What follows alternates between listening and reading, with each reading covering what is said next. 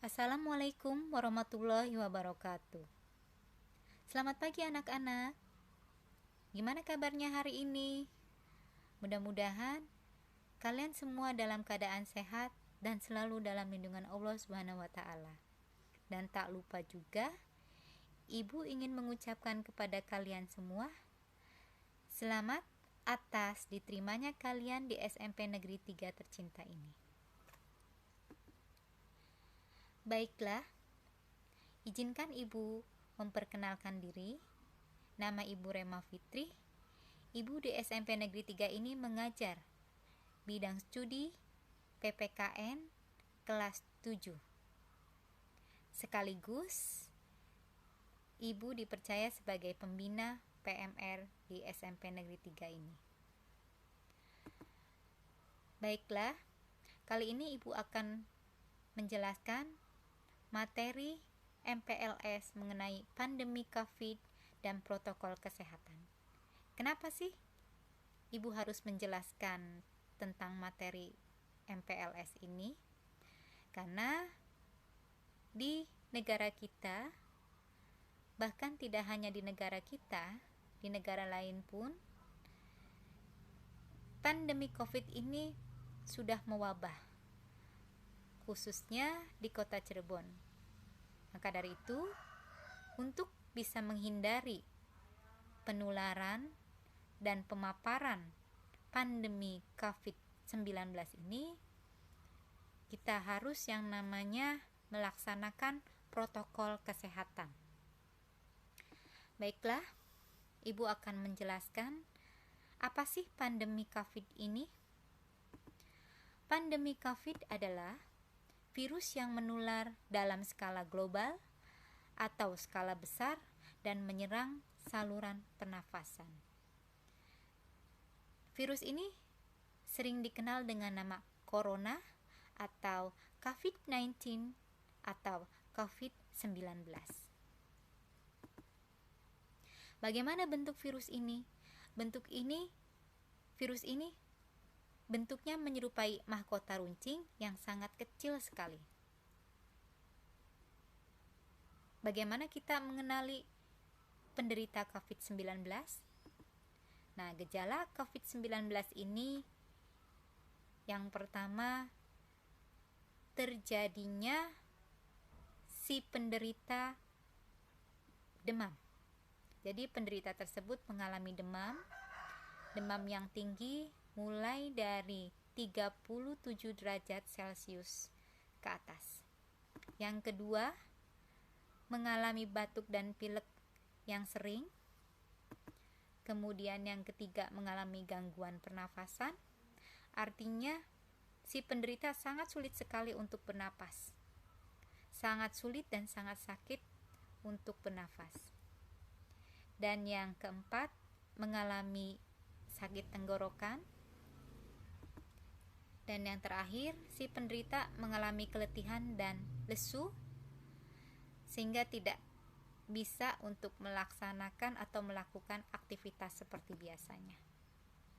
Nah, jika kalian menemukan kondisi seperti ini pada diri kalian atau orang lain, maka kalian harus datang atau memeriksakan diri kalian ke puskesmas ataupun rumah sakit terdekat.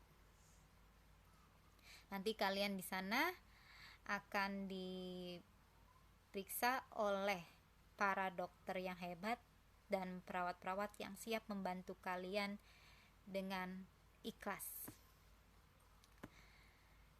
Kemudian bagaimana penularan virus COVID-19 ini?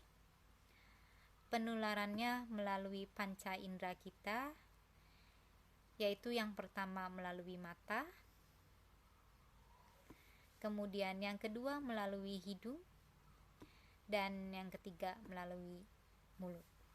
Maka dari itu, kita tidak boleh memegang area wajah kita di mana tangan kita masih belum steril. Artinya, jika kita ingin memegang area wajah, berarti kita harus mencuci tangan terlebih dahulu atau menggunakan hand sanitizer. Bagaimana cara mencegah corona atau COVID-19 agar tidak terkena oleh diri kita atau terpapar? Caranya yaitu melaksanakan protokol kesehatan. Nah, apa sih protokol kesehatan yang harus kita laksanakan? Yang pertama yaitu cuci tangan dengan sabun dan air mengalir minimal 20 detik. Jadi kita cuci tangannya nggak boleh asal-asalan ya.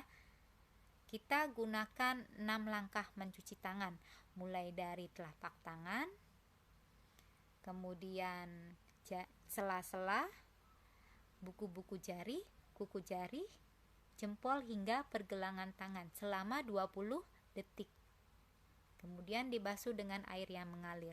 Atau kalau tidak ada sabun, kita bisa menggunakan hand sanitizer. Caranya pun sama seperti cuci tangan ya. Kemudian yang kedua, gunakan masker saat batuk atau bersin atau pada saat keluar rumah. Yang ketiga, makan makanan yang sehat dan bergizi.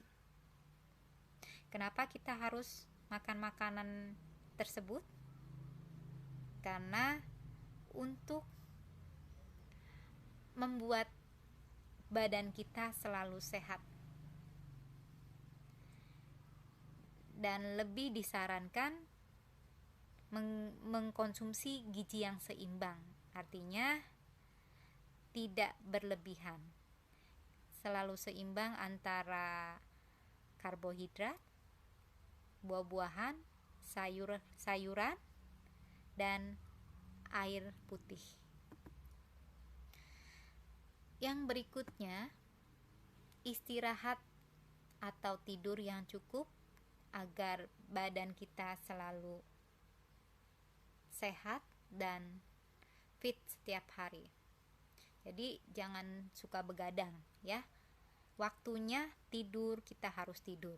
Karena yang namanya anak sekolah itu wajib tidur selama 8 jam. Itu adalah tidur yang sehat.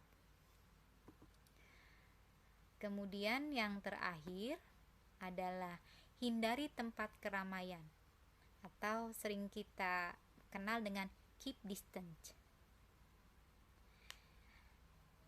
Lebih baik berkumpul bersama keluarga daripada kita berhubungan di luar dengan yang lainnya, apalagi tanpa menggunakan protokol kesehatan. Nah, inilah penjelasan dari Ibu mengenai MPLS COVID-19 dan protokol kesehatan. Mudah-mudahan bisa bermanfaat bagi kalian dan bisa dilaksanakan untuk masa berikutnya. Dan jika kita ingin hidup sehat bebas COVID, maka laksanakan protokol kesehatan.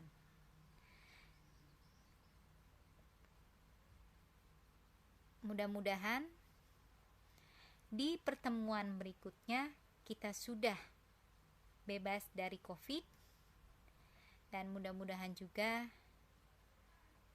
kita bisa selalu menjalankan protokol kesehatan walaupun sudah terbebas dari paparan COVID-19 atau COVID-19. Terima kasih Ibu ucapkan. Wassalamualaikum warahmatullahi wabarakatuh.